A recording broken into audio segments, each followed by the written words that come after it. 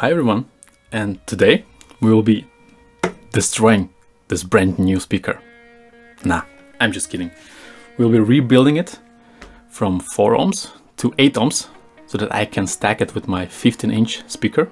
And by the way, if you haven't already, listen to our music on this channel and share it with your friends. And I hope you like it. So, the story about the speaker is basically that I once thought that my speaker cabinet is broken and I was looking for a new speaker, a replacement speaker for it, but I wanted not just a bass speaker but wider range speaker. And in that case you have to look not bass guitar speakers or guitar speakers, but you have to look PA speakers, because normally bass guitar speakers, they will go up to 2 kilohertz and maybe 5 kilohertz of usable range. But what I will be building in today is an Eminence which goes to 8 kilohertz, made for PAs, where you can put even vocals or maybe synthesizers.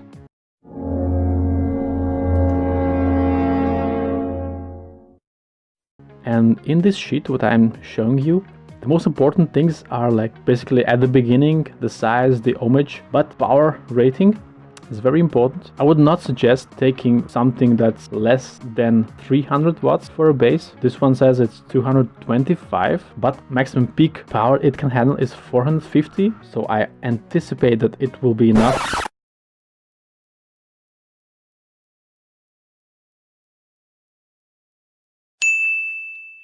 Bigger range allows me to also use the speakers for synthesizers if I want. And for bass, I think it becomes softer sounding. This is the sound I am expecting because it doesn't have this aluminum cone, but also because it has a bigger range. Normally, lesser range is enough for bass guitar. For example, the Hardkey website tells us that this speaker, what we are taking out, goes to 5 kilohertz.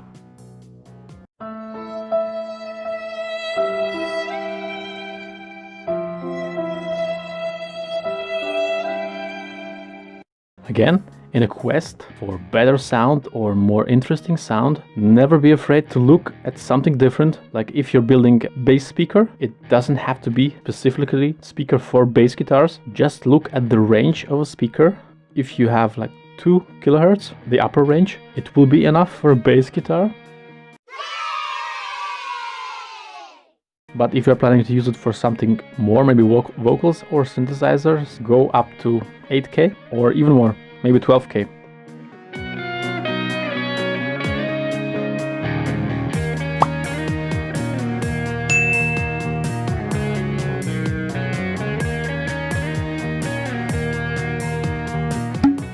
If you are looking for your own sound for the guitar or for bass or for something else, don't be afraid to experiment and try new things.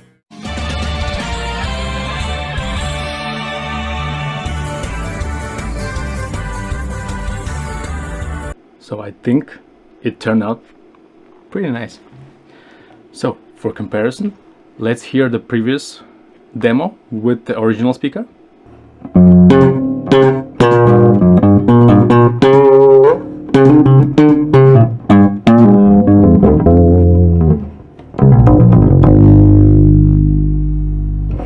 And now let's hear it.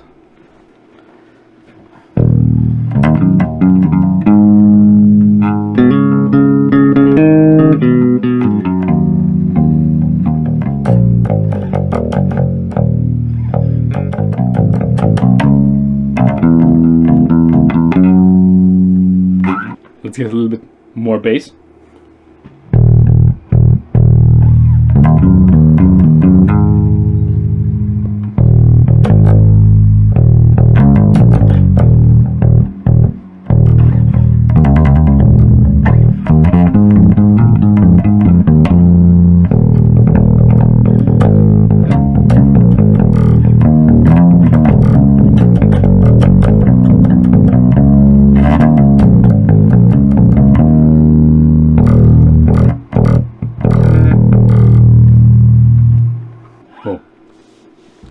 Did not expect that much of a difference.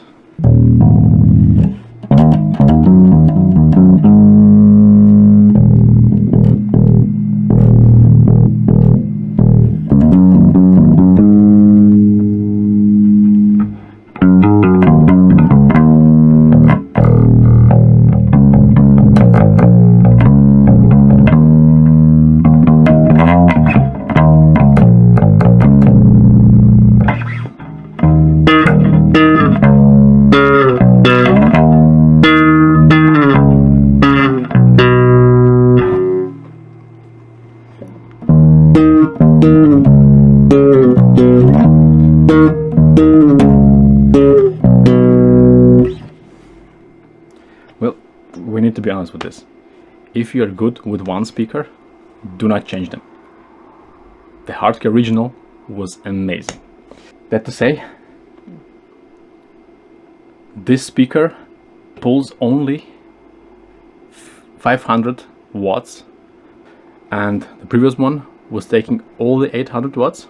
So all this headroom, all this clarity in mids and highs, I think it comes from the amp itself and not from the speaker. But anyway, you can still hear a tremendous difference between the speakers. This one is not so aggressive, so if you're playing more aggressive styles like metal on rock, Hardkey might be better with. This one has more classical sound, just more rounder, but what is not bad. It is what you seek. I think it will work for me. When I combine it with the 15-inch, I will get the full power of the amplifier. I think it will be fun. Let's hear it with another bass. So I gave it a little bit of a gain boost so that the comparison is a bit more fair, because the power handling of this 8 ohm and 4 ohm speakers are just not comparable. So we would basically need two exactly same cabinets with this speaker, or this speaker to be 8 ohms, 4 ohms, so that we can really compare those two speakers. Let's just hear it with this bass.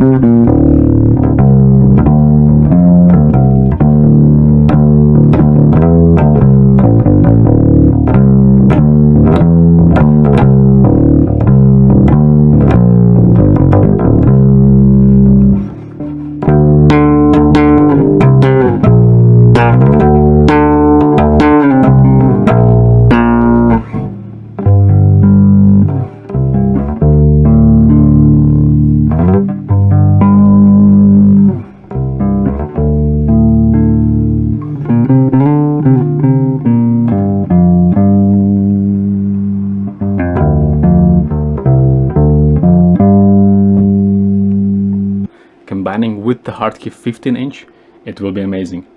If you are playing one speaker, get yourself a 4 ohm speaker. The difference is tremendous. I learned it myself now. I didn't know. I played this amplifier maybe for 8 years now and never got a chance to put it on 4 ohms. Man, the difference. Oh man, I'm so glad that I came up with this experiment so that I really can do 4 ohm load on it in live performances. I will have to test it, but maybe someday I'll post something and tell you how it went. I think where it really wins is in the studio environment, because at least when I record, I often cut the high end because it sounds gritty, and with this speaker I don't have to cut so much because it sounds kinda balanced already, and it doesn't push so much low end. But again, I think it's because we're not going full power from amp.